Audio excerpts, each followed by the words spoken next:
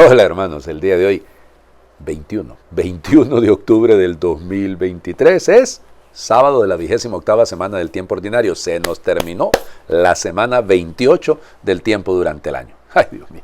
Mañana es Domingo Mundial de las Misiones, no se les vaya a olvidar, por favor, a colaborar, a contribuir, a meditar y a recordar que nuestra vocación es el ser misioneros. Somos discípulos misioneros desde el momento de nuestro bautismo y debemos realmente, como les diría, asumir completamente la misión. La misión no es de unos expertos, hombre, cada uno de nosotros tiene una misión que realizar. Bueno, a ver, vamos por partes. ¿Cómo es la cosa el día de hoy? Resulta que hoy es día de Santa Laura Montoya, que es una santa colombiana que yo admiro mucho, sin duda, la fundadora de las Lauritas, ok, muy bien.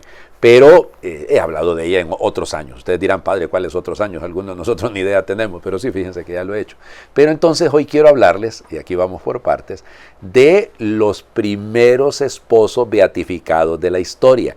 Todo mundo tiende a pensar que se trata de Luis Martin y Celina o Celia Guérin, los papás de Santa Teresita del Niño Jesús. Ellos son los primeros santos que fueron canonizados como esposos, pero los primeros en haber sido beatificados son, fíjense ustedes, Luis Beltrame, o sea, dice Luigi Beltrame, Quattrocchi y María Corsini.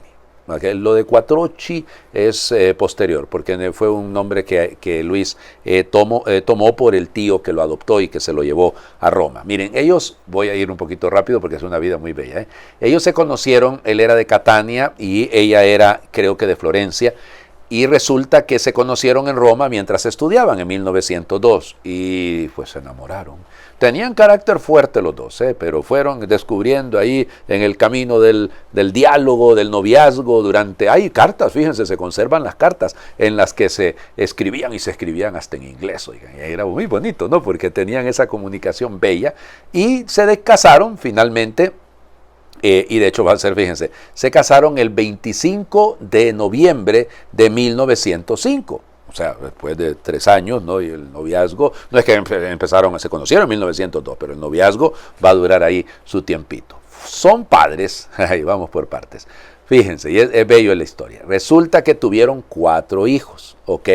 De esos 4 hijos que ellos tuvieron, y esto quiero que lo tengan clarísimo, Filipo, Estefanía y Césare, resulta ser que los dos fueron sacerdotes, uno, Césare, que el nombre Paulino creo que se llamaba, el nombre como trapense.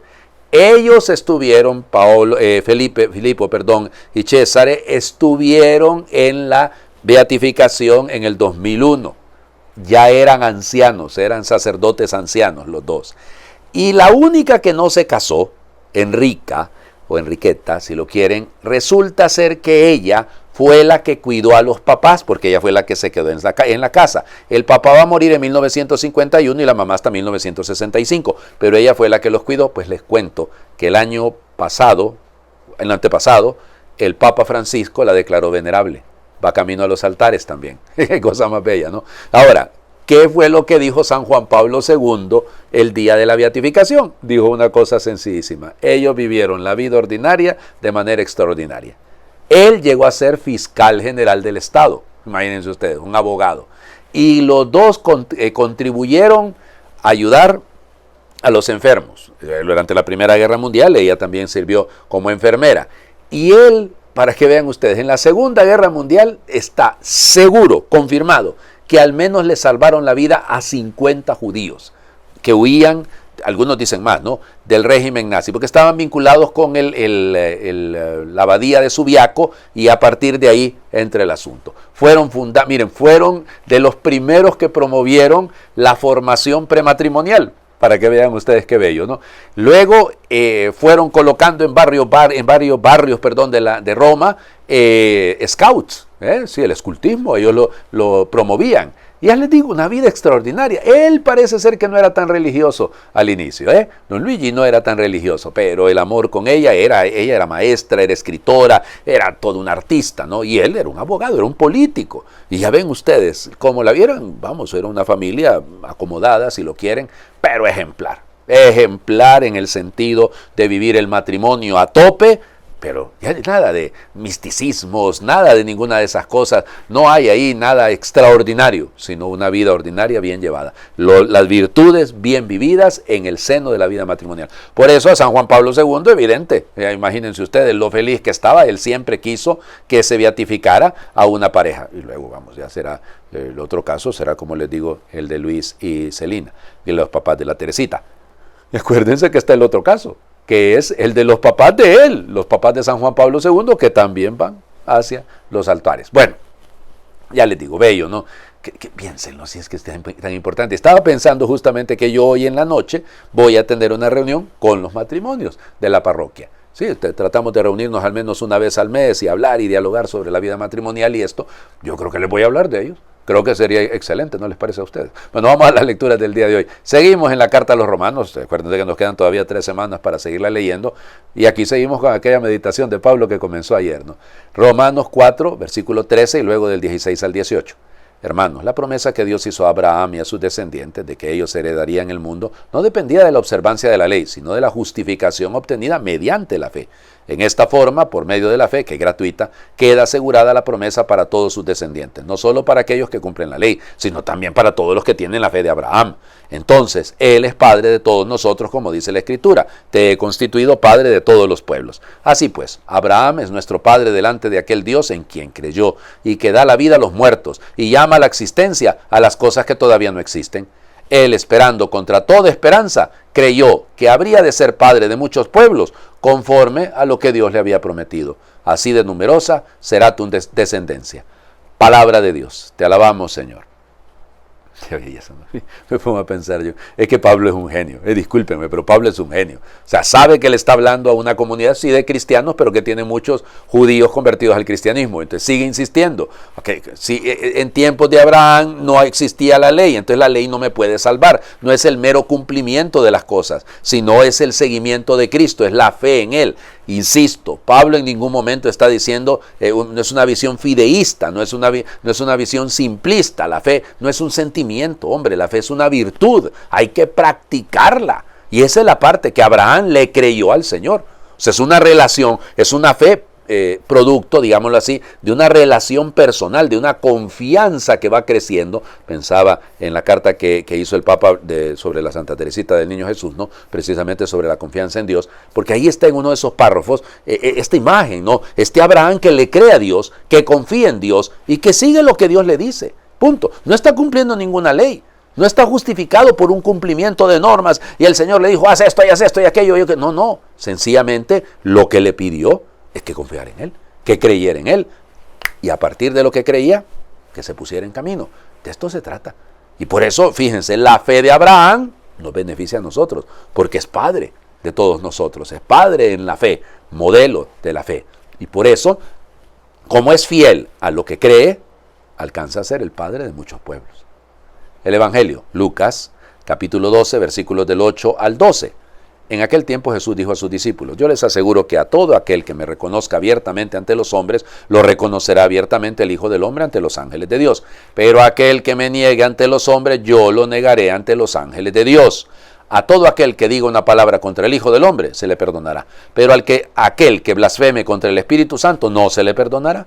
Cuando lo lleven a las sinagogas y ante los jueces y autoridades, no se preocupen de cómo cómo se van a defender o qué van a decir, porque el Espíritu Santo les enseñará en aquel momento lo que convenga decir.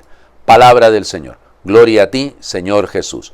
Bueno, no se les olvide que ayer, leyendo el Evangelio, eran precisamente los versículos, primeros 7 versículos de este capítulo 12. Jesús nos había hecho una advertencia: cuídense de la levadura de los fariseos, no teman a los que pueden matar el cuerpo y después ya no pueden hacer, no se venden 5 pajarillos por unas monedas. Sin embargo, acuérdense, hasta los cabellos de su cabeza están contados. Entonces, fíjense, viniendo de aquí, ahora escuchamos estos otros 4 versículos, bellísimos, porque el Señor nos dice, que no basta únicamente con creer que estamos en manos del Señor, sino que Él nos va a defender.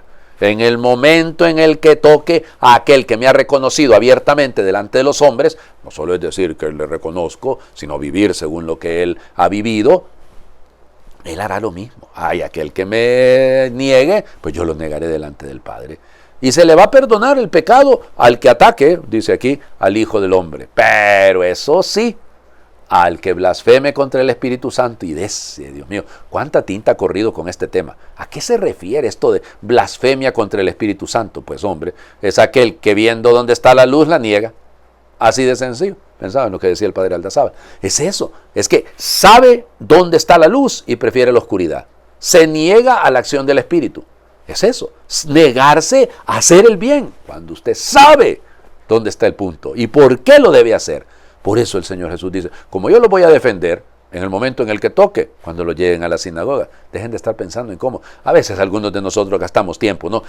Y en este caso, y si pasara tal cosa, ¿qué haría? Y si tal me ataca, ¿cómo le contesto? Y gastamos ahí, vivimos en un, ¿cómo le diría? En un mundo que no existe. Vivimos de tantas suposiciones, vivimos en una visión futurible que es inútil, porque no pasan las cosas. Y si llegan a pasar, les aseguro que no les ha pasado a ustedes que se queda uno. Tuve que haberle dicho esto. Nada. Nosotros tenemos que aprender a confiar en el Espíritu, que en el momento en el que toque defender la fe, no defendernos a nosotros mismos, defender aquello y aquel en el que creemos, el Espíritu nunca va a dejar de asistirnos. Les invito a hacer oración. Dices que soy manantial y no vienes a beber. Dices que soy vino, gran reserva, y no te embriagas. Dices que soy suave brisa y no abres tus ventanas. Dices que soy luz y sigues entre tinieblas. Dices que soy aceite perfumado y no te unges. Dices que soy música y no te oigo cantar. Dices que soy fuego y sigues con frío. Dices que soy fuerza divina y estás muy débil. Dices que soy abogado y no me dejas defenderte. Dices que soy consolador y no me cuentas tus penas. Dices que soy don y no me abres tus manos. Dices que soy paz y no escuchas el son de mi flauta. Dices que soy viento recio y sigues sin moverte. Dices que soy defensor de los pobres y tú te apartas de ellos. Dices que soy libertad y no me dejas que te empuje. Dices que soy océano y no quieres sumergirte. Dices que soy amor y no me dejas amarte. Dices que soy testigo y no me preguntas. Dices que soy sabiduría y no quieres aprender. Dices que soy seductor y no te dejas seducir. Dices que soy médico y no me llamas para curarte. Dices que soy huésped y no quieres que entre. Dices que soy fresca sombra y no te cobijas bajo mis alas. Dices que soy fruto y no me pruebas. Amén. El Señor esté con ustedes y les bendiga a Dios. Por intercesión de los beatos, ojalá lleguen a ser santos prontos, Luis y María Beltrame Quattrocchi, el que es Padre, Hijo y Espíritu Santo, y su bendición descienda y les acompañe siempre. Muy feliz fin de semana para todos.